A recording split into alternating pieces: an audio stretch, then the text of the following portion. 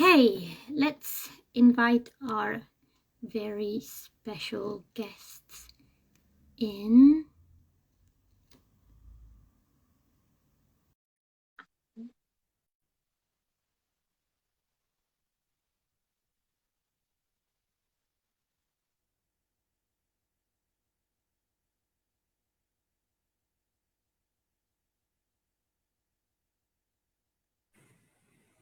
Hey, what's Hello. up? Okay, you're in. Now I just need to find. Come on.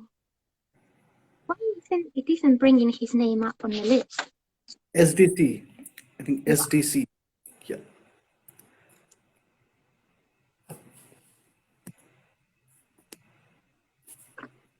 It doesn't like it. Oh, finally. Okay, Found it. right. We are How are you? all of Good. us in. I'm okay. How are you doing? I'm doing great. Yeah. Good. I Welcome. mean, how is the PhD coming along? Oh, it's going all right. It's going all right. Yes. I'll ask no more. I swear I'll ask no more questions about the PhD. Hello, Hi. Sandy. Hi. How are you doing? Yeah, I'm fine. I'm doing absolutely great. How are you? Awesome. I'm good. Nice to meet you Nice to properly. meet you too. Nice to meet you too. Yeah. Awesome shows. And I can see so many people are already here. Thank you everyone for actually turning up at this time of the day on a Friday. It's very, very kind of you all for making some time for us. So thank you so much for that. And the clock has already gone 2 o'clock, so we should probably get started. So before I do a general introduction of what we're doing today, I would like our guests to be presented. So I'll pass the floor on to you guys. Say hi to people and what you're doing here briefly. Hola, hello, check, hello, check. Okay, so my name is Diptarup, and I am at this present moment, I'm an assistant professor at MIT University, Chhattisgarh. I'm also doing research in comics, and well, I'm passionate about music. I love singing songs, composing music, and I write songs. So that's how I am here, like talking about music stories. Yeah, that's a bit about me. Hello, everyone. This is Shankhadeep. I am currently researching in Banaras Hindu University, and I just travel a lot, and I am still pursuing my research and in the field, like grinding things on and on, and that's how it's going on. And I'm absolutely fine, and it's a real pleasure to be here with you guys. Sharing platforms with such innovative discussions would be a great part of it. So I hope you all like it, and I hope that our discussion can contribute something like in front of all of you people. So thank you. That's a bit of me, and enjoy the session. Awesome. And now just a very quick summary. If you've randomly come across this stream and you don't know what we're doing here, I am Lily. I run Travolution, which is a company that focuses on essentially sharing history and culture with everyone in the shape of either education and tourism. So today we're doing an educational session, although considering that it's across the continent, it could well be a virtual tour. And we are talking about music stories and how our different cultural experiences and music have kind of shaped our life, and a bit of how the history of music has really taken us to these experiences. And then we have a small, but nonetheless, performance for all of you provided here by our guests. So there you go. That's what we're doing today. We really hope that you enjoy it. So in that sense, I think we can get the ball rolling.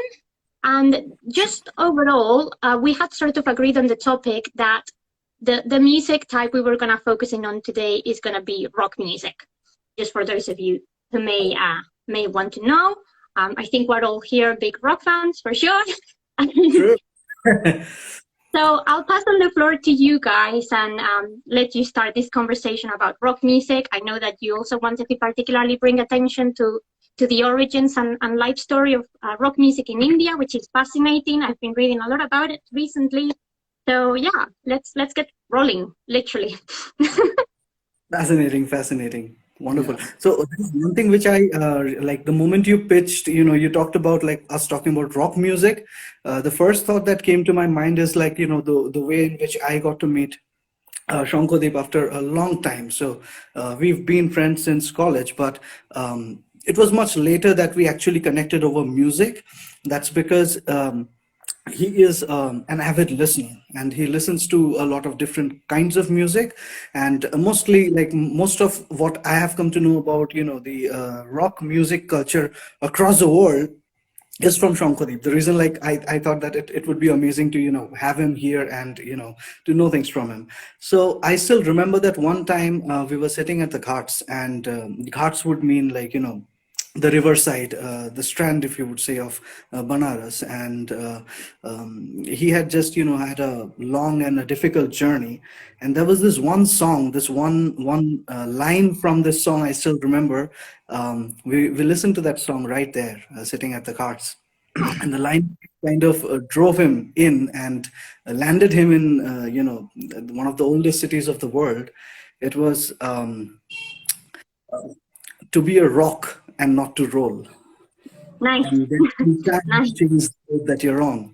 So yeah, the journey with Led Zeppelin, and listening to the music of not just Led Zepp, but like every major band that comes from 60s and the 70s. It's like it's been an amazing journey just listening to the music, and then like trying to do similar kind of music, because whenever I think of any song, it comes to me in the form of a metal song. So whenever I listen to even a normal song, it becomes metal in my mind. Perhaps it's because of listening. So yeah. um, that's something I wanted to share, like in the very beginning, like how we kind of connected over metal. Yeah, exactly. Now I still remember actually the incident he's talking about, like over there. Like these days, we don't go to these places anymore. But yeah, those are still like good memories. Like it's nice. It's good. And I think, it's nice that you guys bonded and sort of got connected that way, because I've always found that music, and particularly rock music, whether that's because what's one of my favorite types of music or whatever, it's always actually allowed me to make lots of friends. And one of the ways I really connected with people in my hometown was through music, and through rock and metal particularly. I had a really bad school journey, and when I switched schools, I was like the new kid in a huge, massive new school. I didn't know nobody, but I turned up to class with my Iron Maiden hoodie. So like all of the rockers in the school were like, "Oh, it's a new rocker member of the gang or whatever," and they just came to talk to me simply because of that, because they were like, "Oh, what's your favorite song?" And we got talking, and then we became friends, and that's kind of one of the things that allow me to meet friends in high school after I didn't know nobody. So I've always known a lot of people connecting just doing things like this, whether they go to concerts and therefore you're in a room full of people who have your same interest, so suddenly you bond, or festivals, all things like that. I think is wonderful. And I don't think there's quite a feeling similar to being in an arena full of people enjoying that moment. Like it's a very powerful memory, and it's completely fascinating. So if you can share a music moment, whether big or small, with anybody, I think it's definitely life changing in one way or another. So I think it's a very, very cute and sweet story from you guys. Um, so on that front, then, we've already mentioned rock from the 60s and the 70s. So can we give the people who may be listening a bit of a background as to how rock music really starts digging into our society and our culture in this day and age? Because obviously, if we think about it, I think rock bands are really like pop culture items nowadays. They're like a big reference for a lot of people, whether you like rock or not. Everyone knows Guns N' Roses and Slash. So it's one of those things. But obviously, the journey of rock music is quite strange. So maybe we can do a little recap for people who may not know about it. Sure. And I think Shankhadeep would be like the right person to talk about it. Yeah. I Happy to. thought I thought you would perform, and okay, that's fine. That's fine. Like see, the motive I carry here, like while joining this session, like it's important to understand the basic difference between the rock music as a genre and rock and roll as a lifestyle. So that's a important thing, and certainly the most important while discussing on any popular musical forms. It's so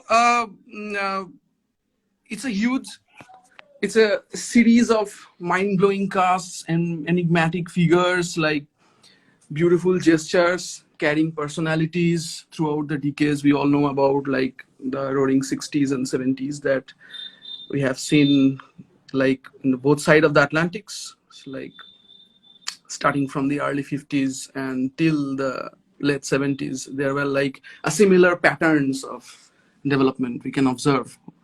So the point is, rock music has started getting importance in the academic sphere since like a couple of years back, I guess 2014-15, and eventually this Dylan thing happened, which was obviously a huge boost for the people who are researching on that field or particularly were thinking on doing something. So the thing is, in order to understand the very motive of this quote unquote rock, it's like, to go to say it etymologically, like in old Nordic there was a word called Raikcha. Rikkza. Raikcha. Raikcha means to pull, to tear, to move. Like, and there was obviously the huge influence of Latin, and there was a huge word that was going extremely popular throughout 1920s was rotula. Rotula is a steer kind of wheel which has many steers. So at that point of time, like, this is not a phenomenon of 60s, by the way. Rock is not a phenomenon of the 60s. There are several references we get in 1920s, late 1920s and 1930s. Like, popular culture at the time actually were started flashing in America, like throughout several disciplinary and cross-disciplinary stances. So how music became the most important thing on all those popular cultural productions, that's the most important thing. So I think much obviously academicians and like people who are like musicians, all they have a very fond, very kind of very, they share a very favorable bond with the historiographical approach with it, like how it happened and why it happened, like throughout the times that it has happened, and what were the reasons behind the emerging of this kind of a generic form of music. Yeah, this is something that I was reading up on when I was doing the research, and I was like, how can it be so hard to just find the origin of something, right? Or just to find a linear train of thought that we can all trace back. But I was just fascinated, like you were saying, some academics were suggesting, no, rock definitely started in the 50s. Anything prior to the 50s is not rock, it's not something else. There are plenty of misunderstanding and misconceptions that are like that is prevailing in the contemporary academia. At least what I am aware about, like I can talk about the pan-Indian scenario, who the people who are researching on musicological interpretation of popular literature, or some kind of like this kind of interdisciplinary stances. So there are huge differences on each individual outlook, because people, the Indian people especially, who are into rock music, like not going into that very historical stances, if I am telling you like real life examples, like Diptarup can depict the kind of things that he has faced while he's growing up in a like Indian mediocre family, and dealing with the ideas of rock music, that kind of enigma and the stimuli that produces inside you by the listening process of rock music, or imagining you into the landscape of that particular musician. So I mean, for an Indian guy or girl, or like an Indian band, to think about rock is majorly based upon its subversive nature. It's just because rock is subversive. Rock, like unlike punk and like other genres, like if you look back at 1950s, when like actually the cross-cultural associations started happening throughout the world, like 60s is not an American or a British phenomenon, it's a global phenomenon. Like there are documented histories, like, but like Indian people who have started rock music at that point of time, 1950s and 1960s, mostly they were associated with the cultural productions that were centered around the cities. So that's an important thing, obviously. So burgeoning Indian cities were there, like they were like established scenes where you can get easy glamour and like you can be a part of the industry of the cool, as you would proper say. But this is not how rock music gets accumulated into the everyday life of Indian urban youth. That's an important thing. So like Yeah. I know I like there are also many people I like have seen who have joined here, like they are also budding musicians. Like I have know many people like in person who have started their process of getting accumulated with the stances of rock music, and they have like faced ultimate disasters, ultimate humiliations over like the places throughout their growing up. Like there were several examples. Like there were bands who have started initiating new instruments while playing traditional folk songs. They got like humiliated on stage. So these were the memories with which Indian crew grew up with the rock scenes. Obviously, there were like class differentiations. People who were from the high class were obviously able to buy a good Fender Stratocaster at that point of time, like importing it from Singapore and all. So that was like a culture of southern Bombay or north or south Kolkata, I guess. So that's how it started. But the point is, the credit goes to, basically I think the credit should go to the kind of literature that helps us understand about the influence of popular music or rather rock music in our daily life.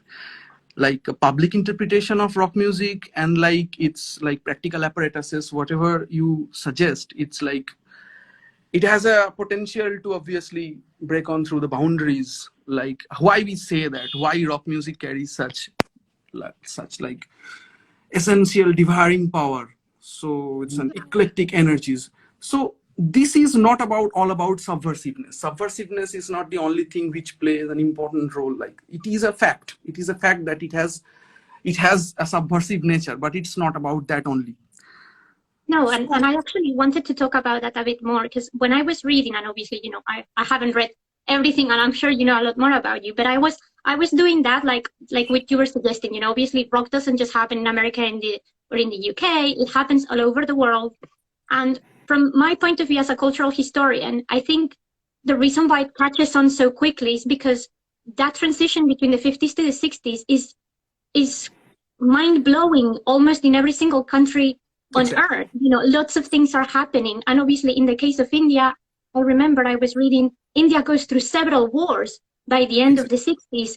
So the country was already in turmoil, just getting their independence, everything is happening. All of that generation, like even if you don't know that rock music becomes popular in India at the time, you kind of think war, attrition, poverty, food shortages, people are angry, people are upset. It's rock. It's that passion, that energy. It's not just about the subversiveness. It's all of those messages, right? Because what really makes rock music, or I think the real reason why a lot of people end up doing rock music and maybe even metal is not so much because it's popular or you can be really good or whatever, but it's because they have that passion to share with either their band or somebody else or whatever, and to get a message out. Like, I mean, rock music is a music of protest, of saying something on whatever grounds. So of course, if you pick that and throw it into a country where everything that's happening is a huge protest, then it's just like the perfect glue. I was reading in one of the books that it sort of literally said that rock music was like the soundtrack for Indian people in the 60s and the 70s. And going back to what you were saying about things like people really even struggling to get materials to make music and whatnot, I was reading this very insightful article. Like, this guy was saying how because obviously shortages and just the prices of things and the relationship between India and the rest of the world was still very ill-defined, some people actually started like makeshifting instruments, like DIY guitars, where they will go and cannibalize a radio to take out the valves, the amp, and everything, and make their own sort of electric guitar, because they wouldn't have access to, like you said, a nice fancy Telecaster or Stratocaster or anything like that, which I think, wow, that's really amazing. And that's really rock and roll. That really is, because it just kind of shows the lengths to which people will go to simply, obtain a sound that will allow them to communicate themselves. Now, I was reading as well, and maybe you can tell me some more about that there was a particular event that happened in India that was very important to give the people who were in that scene a voice, which was the Simla Beat competition. Yeah. It was like one of the biggest festivals that used to take place around starting from 63, and it went continued around 69, and it was the only contest in the 60s Indian music scene where it was like a dream of every musician to go and take part in that competition. There were several incidents that took place, several controversial incidents, I would rather say, the kind of class differentiation I was talking about, like affording good guitars and good sound system in that at that time. It was very difficult. Though what Indian students used to do, mostly the campus and university students, they had the Mumbai people, they had a huge connection in Singapore. Singaporean students, a lot of Singaporean students at that point of time, they were very much keen to study medical science, and Chennai was the hub of it. So they used to come to Chennai to study medical science, and they used to collaborate together over the inter-campus disciplinary process, and all. They make friends, and they got to know that, okay, such kind of guitars exist, such kind of amplified sound mechanism exists in Singapore. So why we can't import it here and just go with it along with in Shimla Beat Fest. So I can talk about your group. The Pleasant Monkeys, the name of the group was Pleasant Monkeys. They were people, very rich people. So they imported that group, and at 1965, 1966, they eventually won the contest, and that went to a real controversy. They won the Simla Beat with using high quality sound, while better musicians who has more natural way of producing sounds, they were okay, got dispersed in the market. So it was important festival at that point of time. Like Shimla Beat Festival, there were several other festivals that used to take place in Bangalore, in Kolkata's several pubs like Trinkers, Mocambo's, Moulin Rouge.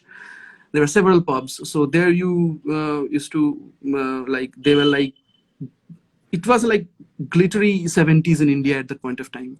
60s have left a kind of late aura over 70s India, while the countercultural things were blossoming in the streets at that point of time.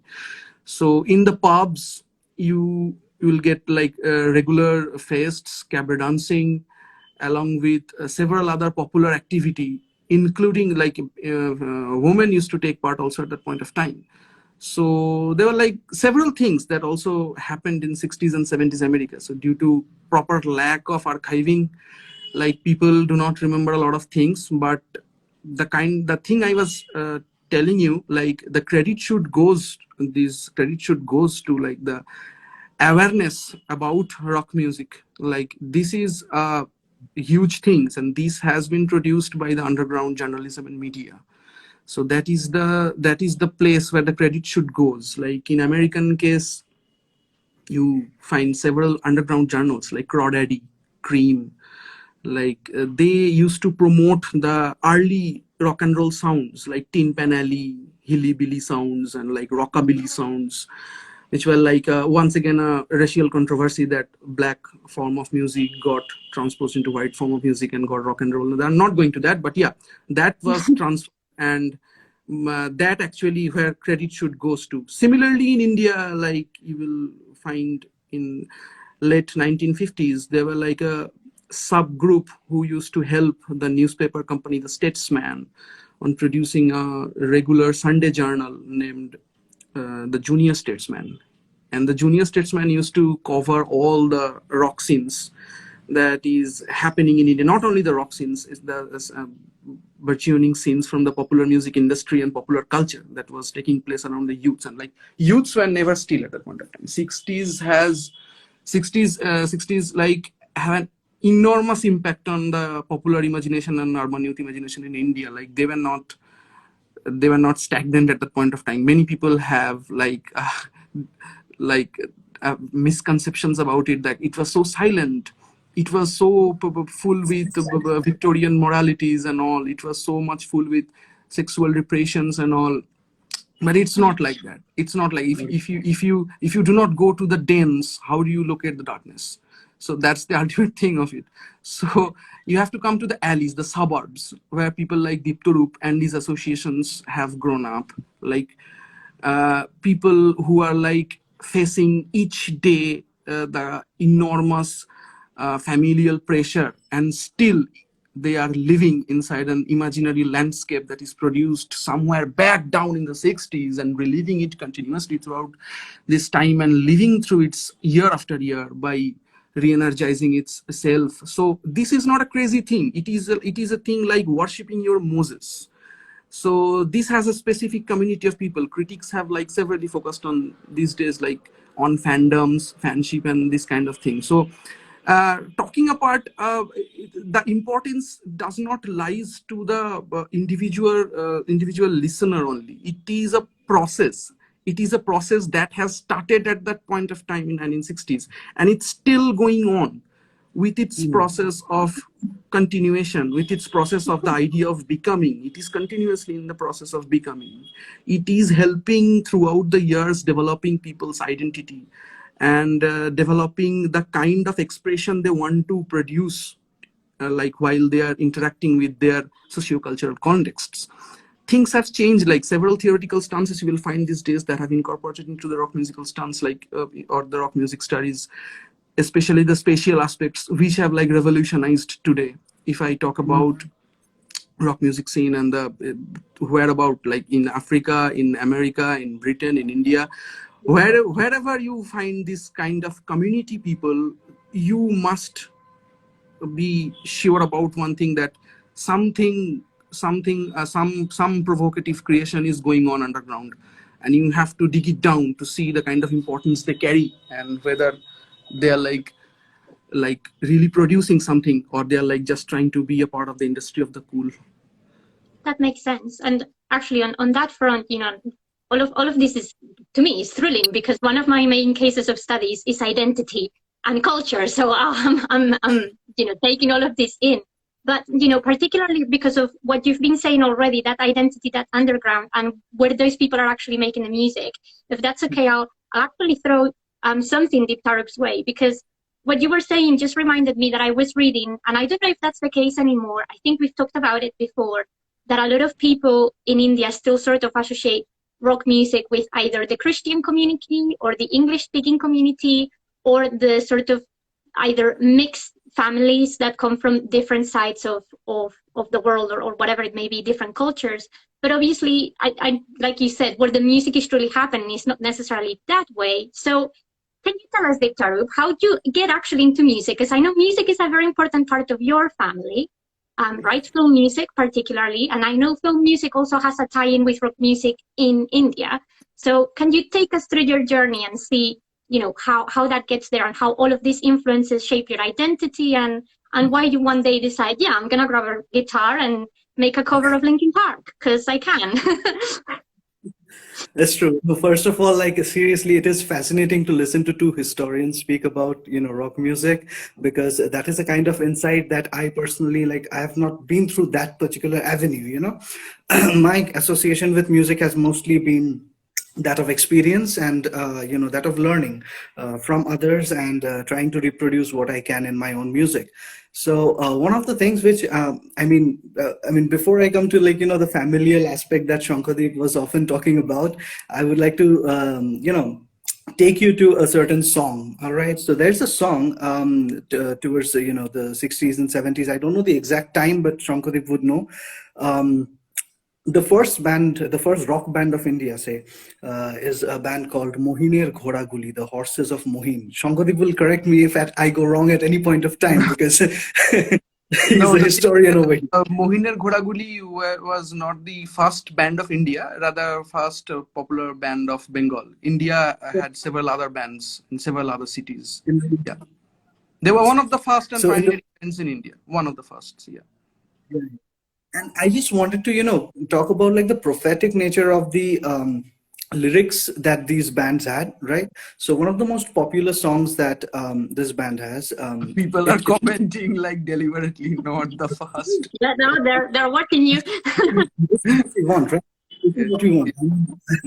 Wonderful. But one of the Yeah, songs that's which great. is That's very great for them. popular with this band is a song called the lyrics go like পৃথিবীটা নাকি ছোট হতে হতে the world is getting smaller and smaller, satellite আর কেবিলের হাতে, in the hands of satellite and cable, drawing রুমে রাখা বোকা বাক্সতে বন্দি. It is kind of bounded within the idiot box that is kept in the drawing room of your house. Ah ha ha ha. আহা আহা ঘরে বসে সারা দুনিয়ার সাথে, sitting in your home but with the whole world, যোগাযোগ, that is communication with the whole world today, আজ হাতের মুঠোতে, is in the you know hand. ঘুচে গেছে দেশ কাল সীমানার গণ্ডি, so all the boundaries of the world, they have kind of dissipated and dissolved. আহা আহা ভেবে দেখেছো কি, have you even thought about it once? তারারাও যত আলোকবর্ষ দূরে, as far as the stars are from each other, তারও দূরে, even farther than that, তুমি আর আমি যাই ক্রমে সরে সরে, you and me, we are drifting apart from each other, farther than stars are. So think of this thought that is being said in a time when they do not even have television. Okay, so he's talking about idiot box and about technology at a time when you would have television in the home of one person, and everyone would go to that one particular person's place to watch this It was Sunday show. 63, 62, 63, 64, the first time television arrived in India, and in the city was Delhi. Like there were no other cities where televisions were available. Like in Kolkata, I guess it came much later. But there was like a single television in an entire colony, and all people used to go there to watch. So that was kind of thing. Yeah. So that was the kind of the scene, and these are the lyrics which are coming in that time exactly. So think about the prophetic nature, and people. I mean, since it is like a very, I'm speaking about a very Bengali experience at this point. The thing about being in a Bengali family is that any child who is brought up in a Bengali family knows three things. Okay, is expected to know three things. If you don't, then you've not been brought up nicely. All right. So the first thing is you need to know music. Second thing is you need to know how to dance. Third thing is you need to know how to do art. Okay, you are taught. You're taught all these three things, but up till a certain level, after that, it's just everyone forgets it. Okay, so what kind of music are you taught? So there are basically art schools where you have to go first year, second year, third year, fourth year is like the ultimate thing. Okay, dance is mostly for girls. Boys are not pushed that much into dance. But music, it's for everyone, right? And the kind of music that we learn in our homes, it's a certain kind of music which is very I would say it's good for the family circles, let's say. Very cultural music, you would say. For instance, Rabindra Sangeet, the songs of Rabindranath Tagore, they are very popular in West Bengal. And whenever we perform anywhere, like I'm talking about 10 or 12 years back, anywhere that I was expected to perform, people would ask me to perform Rabindra Sangeet, which is a song of Rabindranath Tagore. And well, I love performing Rabindra Sangeet. I still do. But sometimes the metal fever just comes to my mind, and I just kind of mess up with the lyrics most of the times. But beautiful songs indeed. So coming up in a household where it is expected of you to sing a song like, let's say, লাল ঝুটি কাকাতুয়া ধরেছে যে বায়না, চাই তার লালটিয়ে চিরুনি আর আয়না. So it's a very these are children's songs. I was learning these songs when I was a little child, and then you grow up and then you come across something like something like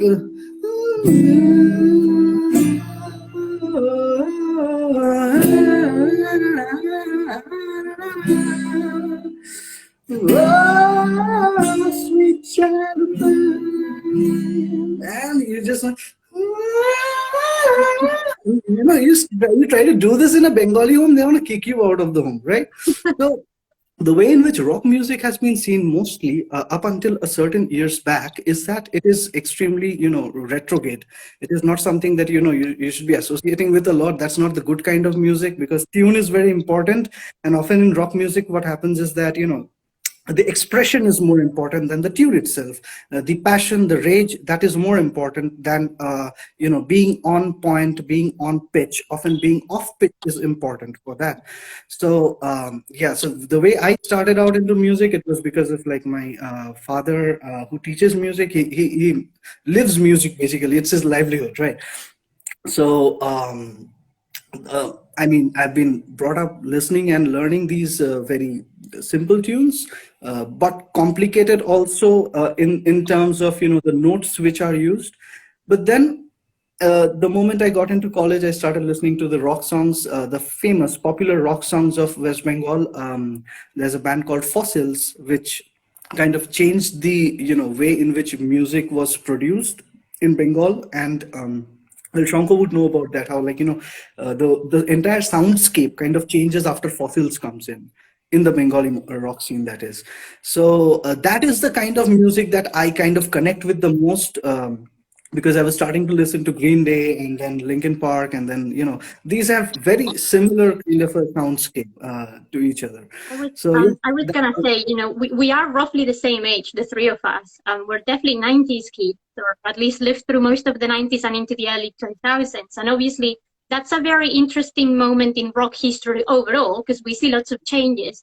But again, just like with the 60s to the 50s, I think that change from the 90s to the end of the millennia was very important for culture and society. I think we start seeing lots of changes, and people our generation will have some issues to deal with, and that is reflected in the music. And obviously, I think from what I was reading that this is also a high point for rock music in India, the 90s. Like, a lot of people start experimenting, and something that I found that was amazing and that I'm starting to see through your story is that then people start being more like, yeah, you know what? We can embrace our own cultural items and put them into rock music. Like, it's okay to sing rock in Hindi, in Bengali, in Punjabi, in whatever, languages you want to, but also incorporating, I was reading that at that moment, people actually start incorporating traditional musical instruments from India and tunes like you were suggesting, and how a tune that is already there and it's beautiful and amazing, you can just, because you have the musical knowledge, you can just fix it or rather unfix it into rock music. So I think it's fascinating how you're the living history of modern rock. Like, this is awesome. what do you say, Shankar? So that's a compliment to you, Diptarup. That's great. Yeah, but one thing, like, I mean, talking about Indian rock music, it's like would lead you to a very different kind of narrative. Like, it's not like talking about American or British rock scenes. Like, British and American rock scenes, both they have like several distinctions in between them. But like, Indian rock scene has a very different journey. So it is not the, it is the kind of Diptarup was saying, like, it was like much like prophetic, that they would like anticipated something that is going to get happen.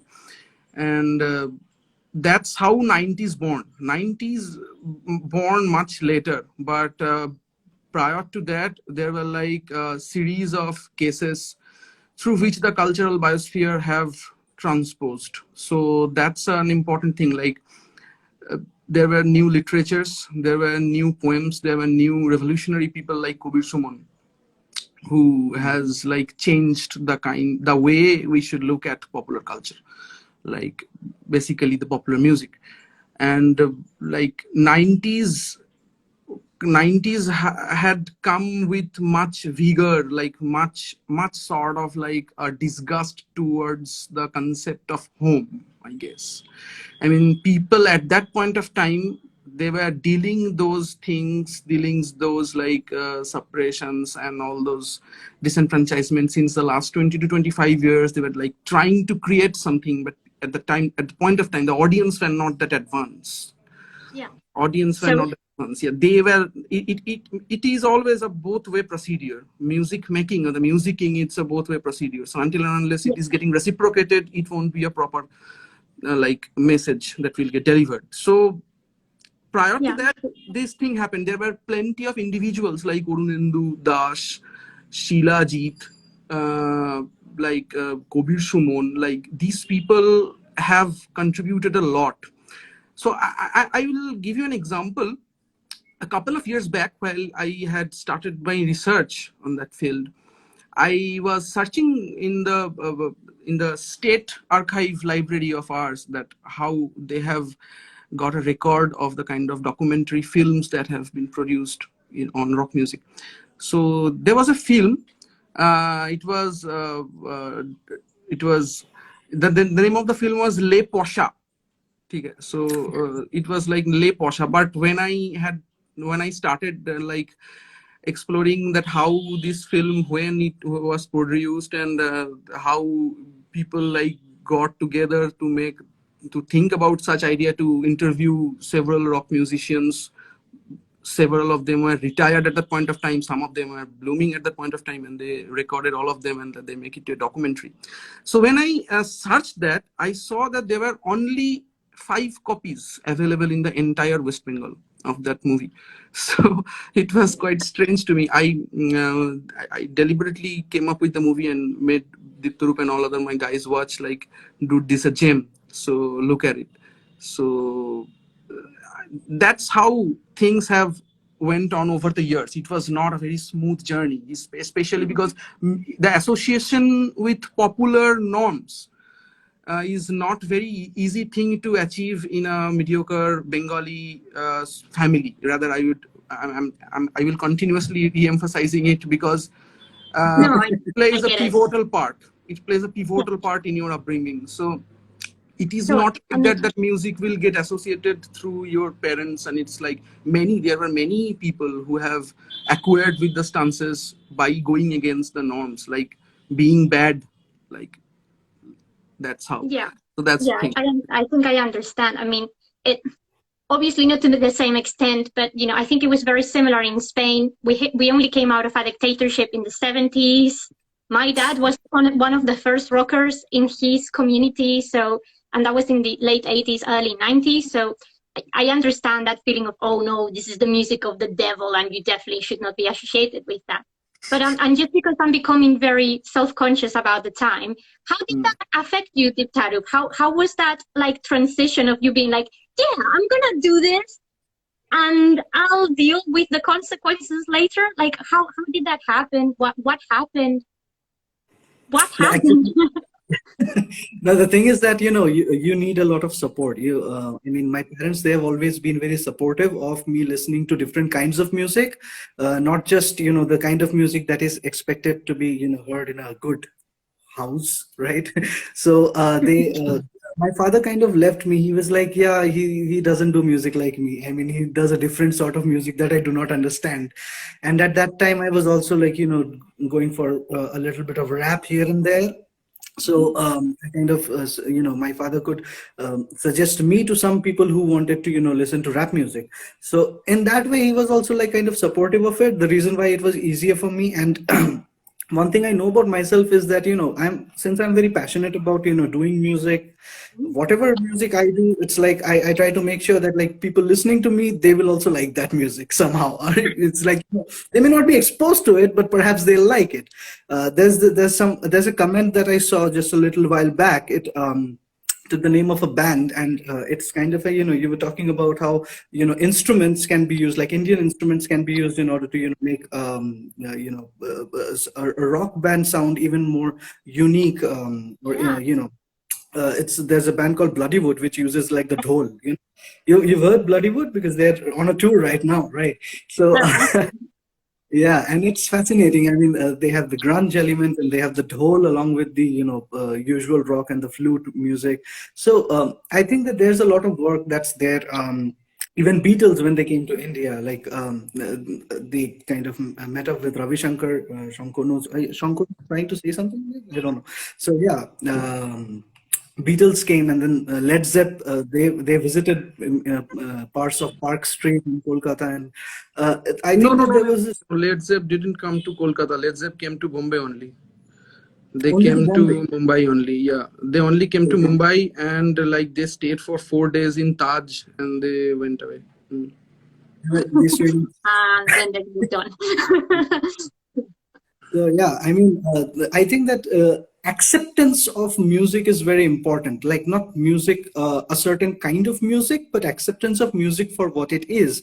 And I think that, I mean, a time is coming. I mean, if you take the popular taste, then it is like, I mean, I don't go pretty much with the popular taste. That is the mainstream taste, which is mostly EDM.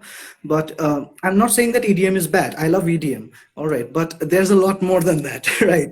So there's a lot more music. And I think that people should be accommodating about the different kinds of music, be it experimental, be it instrumental, be it metal, especially like metal, because metal is often considered as noise in most places, and like for me it's not, but well, it's noise. Metal has huge demands in Bengal. Metal has huge demands in Bengal. Everywhere, not just Bengal. Like I will tell No, you this, that I'm like talking about specifically this Bengali scene since you are talking about that. Yeah. exactly. I mean, right now, I mean, Shankhadeep would know the historicity of it, but right now I'll tell you, Lily.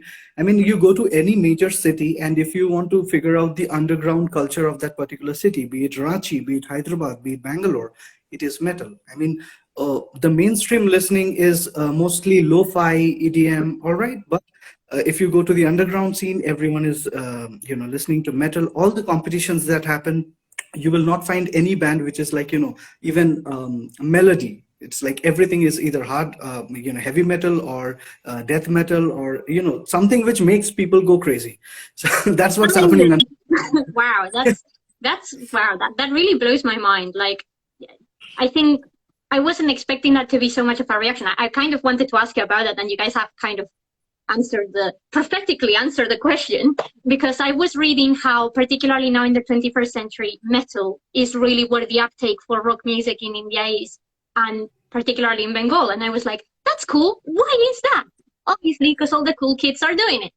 But but no, I mean, that's fascinating, because here in Europe, metal is really taking it feels like metal has taken a bit of sabbatical, if I say so myself.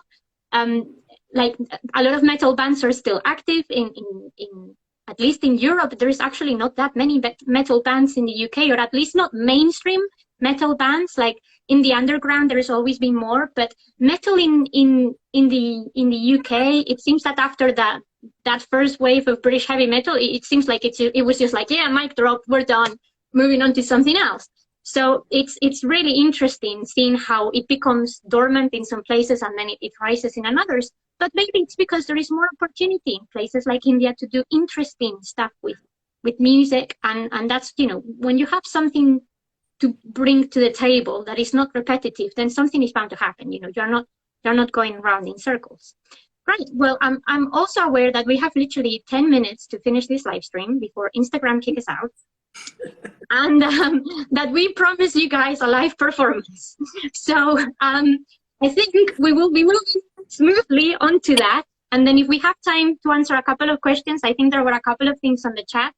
And that will probably all that we have time for today. But obviously, this is a very interesting and popular topic. So, you guys seem to have sparked people's curiosities. So maybe we need to have a part 2. So without further ado, here I introduce you our musical piece of the day. Explain, perform, however way you want to do this. I'll watch and observe.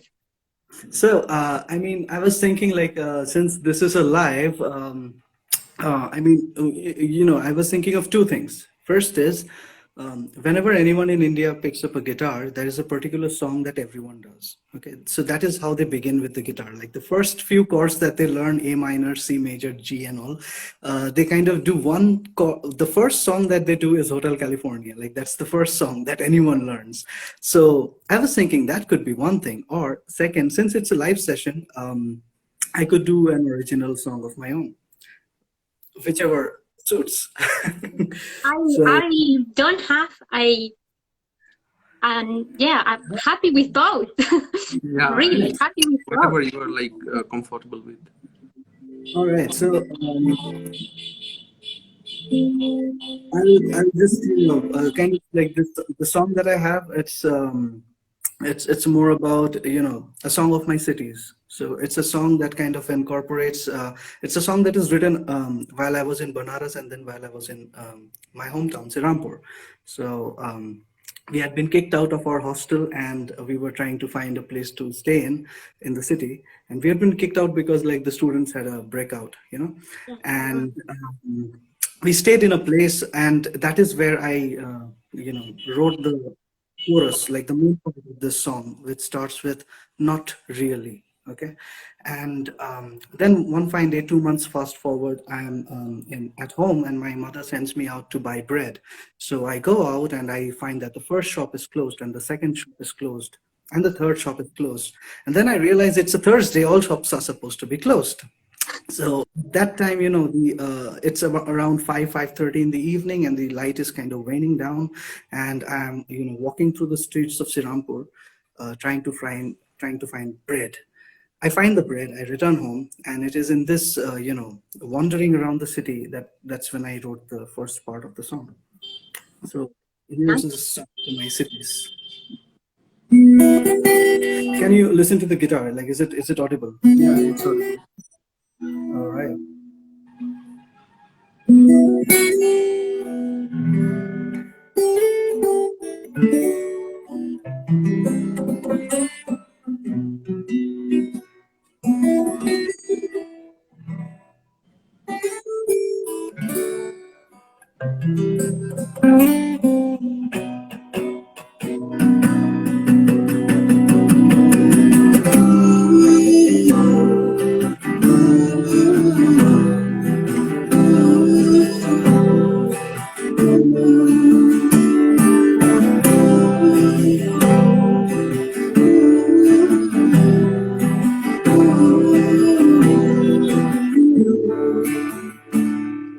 Red skies turning blue, smoke down the bending river, street lights look down.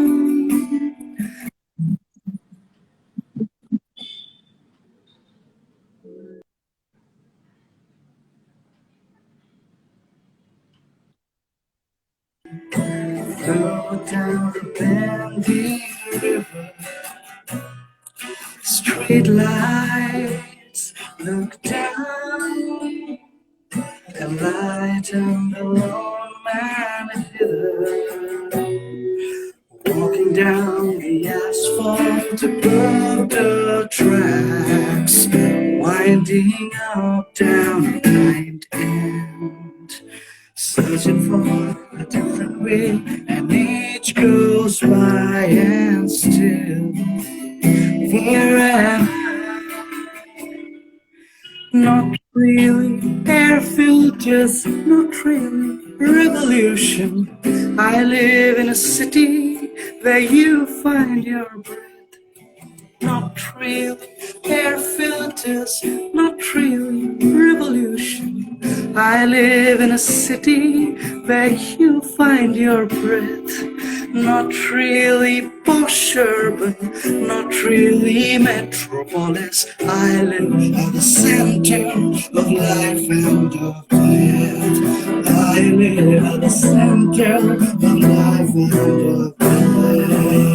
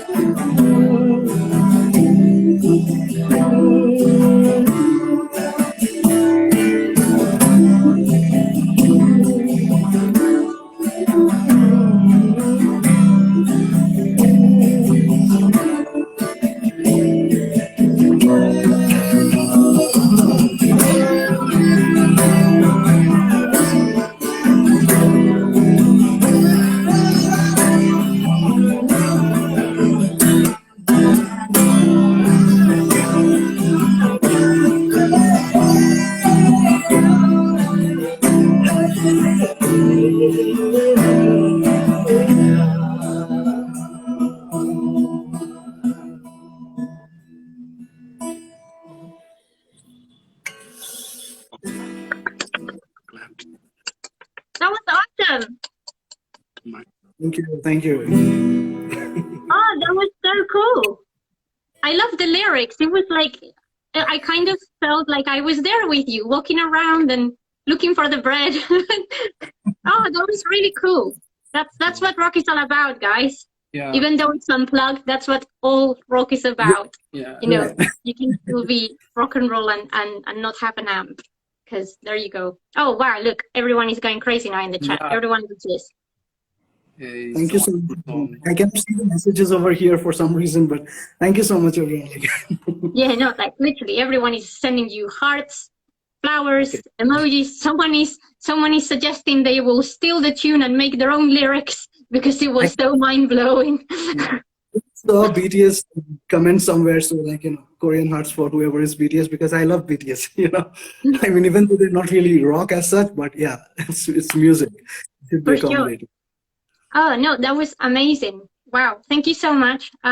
Seriously, I can keep on saying thank you because I haven't been at a live performance for such a long time because of COVID. Like, genuinely, I think I may have PTSD from this because I love going to concerts. I love experiencing music, live. And actually being part of this is kind of like, yay, is kind of satisfied that part of it.